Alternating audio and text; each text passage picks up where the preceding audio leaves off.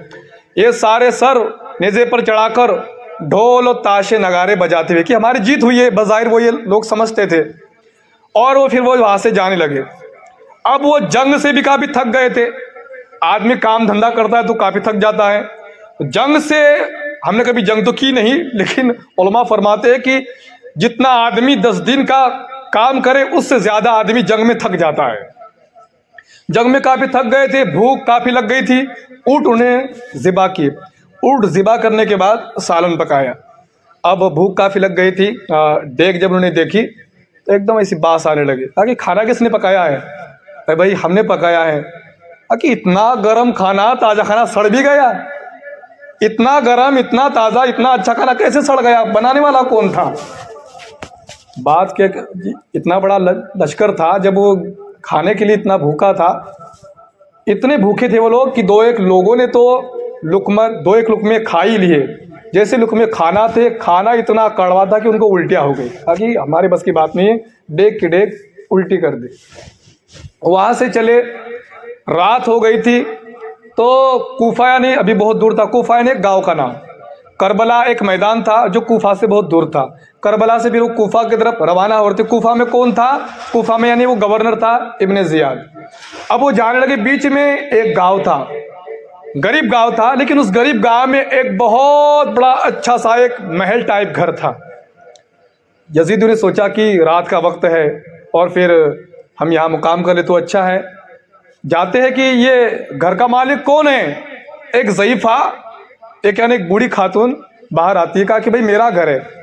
इतना बड़ा घर तेरा है? कहा क्या मेरा है? फरमाया ए ज़ईफ़ा, हम यहाँ पर एक रात मुकाम रहना चाहते हैं। कहा कि जी रहिए, आप रह भी सकते हैं और मैं आपके लिए खाने का इंतज़ाम करती हूँ। फरमाया नहीं जी, हम बहुत हैं, बहुत बड़ा लश्कर है। कहा कि फिक्र ना करो, बहुत सारा माल है मेरे पास, बहुत पैसे वाली हूँ, खाने का इंतज़ाम कर दूंगी। अब तू है कौन, तेरा नाम क्या है? फरमाया मेरा नाम बीबी शिरीन है, हजरत इमाम हुसैन के घर की नौकरानी थी, हजरत इमाम हुसैन के घर का खाती पीती थी। हजरत इमाम हुसैन बहुत पगार देते थे मुझे, इतनी पगार देते थे कि लोग हजरत को भी नहीं देते, इतनी बहुत पगार देते थे। अल्लाह अकबर। मगर जानते हो, जब मैं ज़ईफ़ा हो गई ना तो हजरत इमाम हुसैन कहने लगे कि ज़ईफ़ा, अब मेरा दिल नहीं चाहता कि मैं तुझसे काम लूँ, तो मैं तुमको आज़ाद कर रहा हूँ। कि नहीं जी, मैं आपकी कनीज़ बनकर ज़िंदगी काटना चाहती हूँ। कि देखिए, मुझे मेरी बात सुन लीजिए, और मैं चाहता हूँ, हालांकि मैं तुम्हें इतना माल दूंगा, इतना माल दूंगा, तुम्हारी नस्लें खाएंगी। और फिर उन्होंने इतना माल दिया कि मैंने इतना बड़ा घर भी बनाया, अभी तक माल है। इमाम हुसैन ने मुझे इतना पैसा दिया कि पैसा ख़त्म होने का नाम ही नहीं लेता, इतनी बरकत है। सुभान अल्लाह। अब ज़ईफ़ा ने खाना पकाया तो खाना क्यों सड़ेगा? उसने खाना पकाया। कहा कि ये जो लोग तुमने हथकड़ियाँ बांध कर लाई है, ख़वातीन है, औरतें हैं, कि बागी लोग हैं। अब रात का वक्त था, ज़ईफ़ा ने कुछ देखा नहीं, पहचाना नहीं, रात का वक्त था, अब क्या सरों को पहचानती।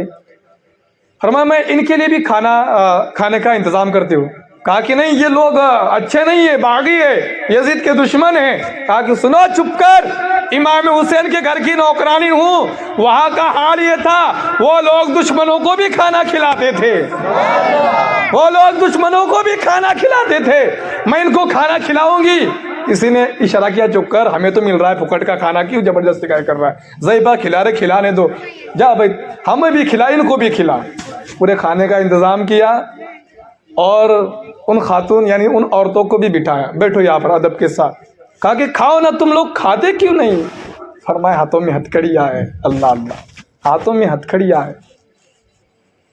कहा कि ऐ सिपाहियों, ये हथकड़ियाँ तो खोल दो, ये हथकड़ियाँ तो खोल दो, ये खाना कैसे खाएंगी? एक आया, हथकड़ियाँ खोलने लगा। हजरत ज़ैनब रोने लगी, एक चीख पुकारी, या हुसैन इब्ने अली। बीबी शिरीन कहने लगी, नाम किसका दिया तूने? ये तो मेरे आका का नाम है, ये तो मेरे आका का नाम है। तू है कौन?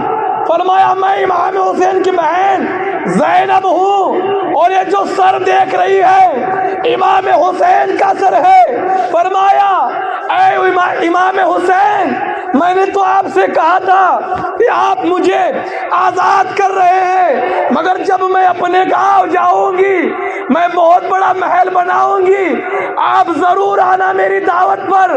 फरमाया था आपने, आऊंगा जरूर।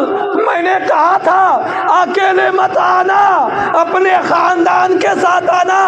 अल्लाह अल्लाह, खानदान के साथ तो आए हो, मगर ये कैसे मेहमान नवाजी है कि आज बीबी शिरीन मेहमान नवाजी कर रही है और आज मेरे आका हुसैन का सर कटा हुआ है। अल्लाह अकबर। इतना कहना था, एक चीख निकली और वो बेहोश हो गई। उसको धक्का दिया, उठाया, क्या हुआ इसको? एकदम ठंडी हो गई थी। इसी के साथ उसकी रूह परवास हो गई। गमे हुसैन में लोगों की जानें निकल गई है।